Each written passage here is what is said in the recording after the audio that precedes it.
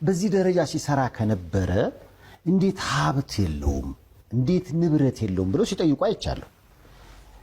ለምን እንደዚህ ሆነ ይመስልሃል? አስኒ አንተ እንደ ጓደኛ ሀብት አለው ነፂ እኮ በጣም ሀብታም ሰው ነው፣ በጣም ሀብታም።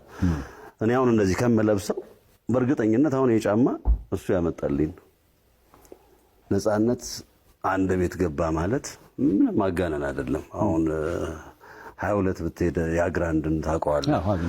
የድሮ የግራንድ ጋሽ ታዴ ቤት ምናምን እዛ አሁን መደዳውን እንደዚህ ሰው ካለ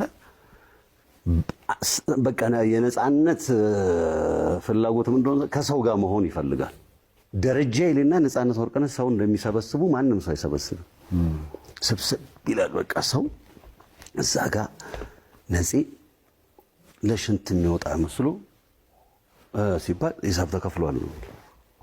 ማን ከፈለ? ነፂ ከፍሏል። አሁንም አለ። ችግሩ ባንክ ማስቀመጥና ኪስ ማስቀመጥ ነው። ነፃነት ምንም አያጎድልም፣ ለማንም ለልጆቹ አያጎድልም፣ ለቤቱ አያጎድልም፣ ለማንም አያጎድልም። ግን ነፂ ምንድን ነው? ሞተር ነው፣ ሲሰራ ነው። ነፂ ሲቆም ቆመ ነው። እንደዚህ ሲባል ነፂ ቸግሮት ምናምን ተርቦ ምናምን ኖሮ ቤተሰቡ ተበድሎ አይደለም፣ በመስጠት ስለሚያምን ነው። ነፂ የሚቀመጥ ነገር የለውም።